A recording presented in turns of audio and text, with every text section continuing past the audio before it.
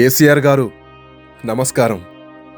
మీరు అసమాన నాయకుడైతే నేను అతి సామాన్య పౌరుణ్ణి.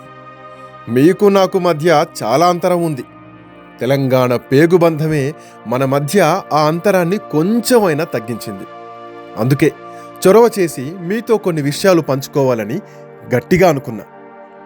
నేను కాంగ్రెస్ కార్యకర్తనుగాను, కాషాయ కరసేవకుణ్ణి అంతకంటే కాదు, కమ్యూనిస్టుల కామ్రేడ్ను కానే కాదు, నక్సలైట్ల సిద్ధాంతంతో సాయుధుణ్ణి కాలేదు.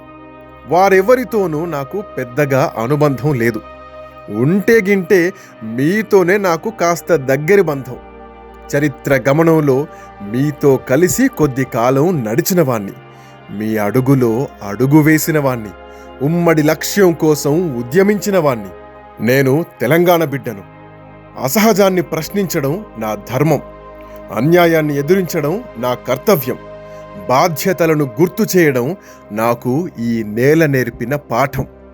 అందుకే ధైర్యం చేసి ఓ 4 మాటలు చెప్పాలనుకుంటున్నాను. ఓపిక చేసుకొని వినండి. నా కోసం కాదు, ఇది మీకోసం, మిమ్మల్ని మీరు నిలబెట్టుకోవడం కోసం, చరిత్రలో మీ స్థానాన్ని మరింత సుస్థిరం చేసుకోవడం కోసం. కాకులు దూరని కారడవి లాంటి ఫామ్ హౌస్లో సేద తీరుతున్న మీకు సామాన్యుడి మాట వినే పరిస్థితి ఉందో లేదో నాకు తెలియదు.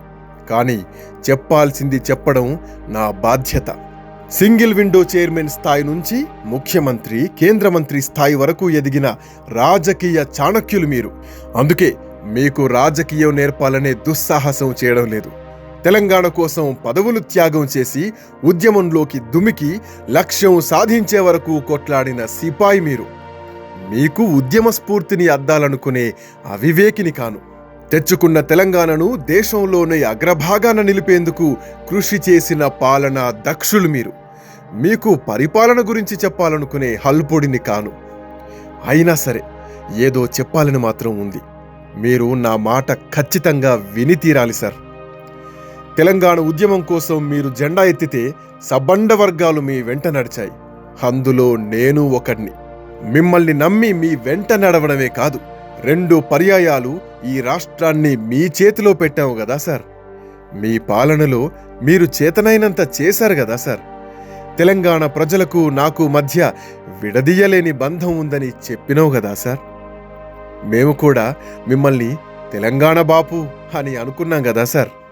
మరెందుకు సార్ తెలంగాణ ప్రజల మీద అలిగిన్లు? ఎందుకు సార్ బాధ్యతల నుంచి దూరంగా పోతున్నారు? ఎందుకు సార్ ప్రత్యర్థుల మీద కోపాన్ని ప్రజల మీద చూపిస్తున్నారు? ఎందుకు సార్ ఇంత అనుభవం పెట్టుకొని ఎవరెవరితోనో చెప్పించుకుంటున్నారు? ప్రజాస్వామ్య వ్యవస్థలో రాజకీయ నాయకులకు అనేక బాధ్యతలుంటాయి కదా సార్. అవి మీకు తెలియదా? అనేక సాంప్రదాయాలుంటాయి కదా సార్. ఎందుకు పాటించడం లేదు? ప్రతిపక్షాల కోసం కాదు కదా సార్, ప్రజల కోసం మీరు మీలా ఉండాలి కదా. అసెంబ్లీ ఎన్నికల్లో ఓడిపోయినప్పుడు ఎవరికీ చెప్పా పెట్టకుండా ఫామ్ హౌస్ వెళ్ళిపోయారు. 2 సార్లు అధికారం అప్పగించిన ప్రజలకు ఓ చిన్న థ్యాంక్స్ కూడా చెప్పలే, చిన్న గ్రాటిట్యూడ్ కూడా చూపించలే. ఇది మీకు భావ్యమా? సీఎంగా రాజీనామా పత్రాన్ని స్వయంగా గవర్నర్కు సమర్పించాలి కదా సార్. కానీ ఎవరితోనో పంపించారు మీరు. అట్లా చేయడం సాంప్రదాయం కాదని తెలియదా సార్ మీకు?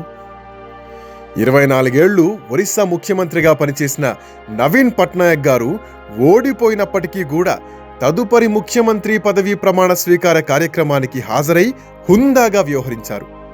మీరు కూడా తెలంగాణ పెద్ద మనిషిగా అట్లాగే ఉంటే ఎంత బాగుండో అని భావించాను సార్. అతిపెద్ద ప్రతిపక్షానికి నాయకుడయ్యే అవకాశం మీకొచ్చింది. ఆ పదవి కూడా ప్రజాస్వామ్య వ్యవస్థలో గొప్పదే కదా.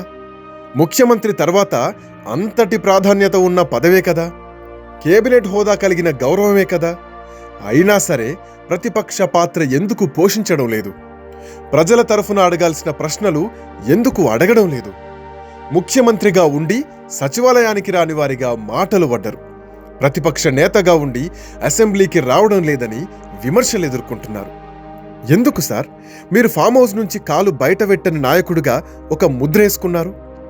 ఇది మీ గౌరవాన్ని ఏమైనా పెంచుతుందా? తెలంగాణ సాధించిన నాయకున్నని మీరే ఘనంగా చెప్పుకుంటారు. ఉద్యమకారుడిగా మిమ్మల్ని అందరూ గుర్తిస్తారు. కానీ తెలంగాణ రాష్ట్రం ఏర్పడి 10 ఏళ్లైన సందర్భంగా జరిగిన దశాబ్ది వేడుకలకు మీరెందుకు దూరంగా ఉన్నారు? మీకు రేవంత్ రెడ్డి గారు నచ్చకపోవచ్చు, ఆయన పార్టీ కూడా నచ్చకపోవచ్చు. కానీ తెలంగాణ దశాబ్ద వేడుకలంటే రేవంత్ రెడ్డి గారింట్లో పెళ్లి కాదు కదా సార్. అది తెలంగాణ రాష్ట్రానికి సంబంధించిన వేడుక కదా. తెలంగాణ తల్లి విగ్రహావిష్కరణకు కూడా దూరంగానే ఉన్నారు. ఆ విగ్రహం మీరు తయారు చేసింది కాకపోవచ్చు, మీరు రూపుదిద్దింది కాకపోవచ్చు. మీరు 10 ఏళ్లు అధికారంలో ఉన్నప్పుడే తెలంగాణ తల్లి విగ్రహాన్ని అధికారికంగా ప్రతిష్ఠిస్తే ఇప్పుడు ఈ బాధ తప్పేది కదా సార్. మీకు నచ్చని విషయాన్ని నేరుగా వచ్చి ప్రజలకే చెప్పుకునే ఛాన్స్ ఉన్నప్పుడు ఎందుకు వదులుకుంటున్నారు సార్? అధికారం ఉంటే తప్ప బయటకు రారు అనే ముద్ర ఎందుకు వేసుకుంటున్నారు సార్? మరొకరు అధికారంలో ఉంటే భరించలేరు అనే విమర్శ ఎందుకు ఎదుర్కొంటున్నారు సార్? ప్రతిపక్షమైనా అధికార పక్షమైనా మాది ప్రజాపక్షమే అనే విధానాన్ని ఆచరణలో ఎందుకు చూపించడం లేదు సార్? తెలంగాణ కేసీఆర్, కేసీఆరే తెలంగాణ అంటిరి. మరి మధ్యలోనే తెలంగాణ వదిలి జాతీయ రాజకీయాలంటిరి. పార్టీ పేరులో తెలంగాణ లేకుండా చేస్తిరి. పోనీ జాతీయ రాజకీయ పార్టీ ప్రయత్నమైనా ముందుకు తీసుకుపోలేకపోతిరి. పార్లమెంట్ ఎన్నికల్లో తెలంగాణలో తప్ప ఎక్కడా పోటీ చేయకపోతిరి. మహారాష్ట్ర, ఆంధ్రప్రదేశ్ రాష్ట్రాల్లో బీఆర్ఎస్ కమిటీలు కూడా వేస్తిరి. ఆ 2 రాష్ట్రాల్లో అసెంబ్లీ ఎన్నికలు జరిగితే దూరంగానే ఉంటిరి. అంతకుముందు కర్ణాటకలో కూడా అంతే. ఇంతోటి దానికి జాతీయ పార్టీ ఎందుకు పెడితిరి? పోనీ జాతీయ రాజకీయాల ప్రయత్నమేమైనా విరమించారా లేదా? ఇక మొత్తం తెలంగాణకే పరిమితం అవుతారా? ఆ విషయం పైన క్లారిటీ లేదేంటి? ఎందుకు సార్ మీ వైఖరి అంత అస్పష్టంగా తయారైంది? ఎందుకు సార్ క్లారిటీ మిస్ అవుతోంది? కేసీఆర్ గారు, అధికారం ఎవరికీ శాశ్వతం కాదు. ఈ విషయం మీరే చాలాసార్లు చెప్పారు. నేడు అధికారంలో ఉన్నవాళ్ళు రేపు ప్రతిపక్షంలోకి పోవచ్చు, ప్రతిపక్షంలో ఉన్నవాళ్ళు అధికారంలోకి రావచ్చు. ఏదైనా జరగచ్చు. కానీ ప్రజాస్వామ్య వ్యవస్థలో ప్రజలిచ్చిన బాధ్యతల్ని సంపూర్ణంగా నెరవేర్చాలి కదా సార్. ప్రజలను గౌరవించాలి కదా సార్. అదే మనకు గౌరవం తెచ్చిపెడుతుంది కదా సార్. ఎవరితోనో చెప్పించుకోవాల్సిన అవసరం మనకేంటి సార్? ఆలోచించండి.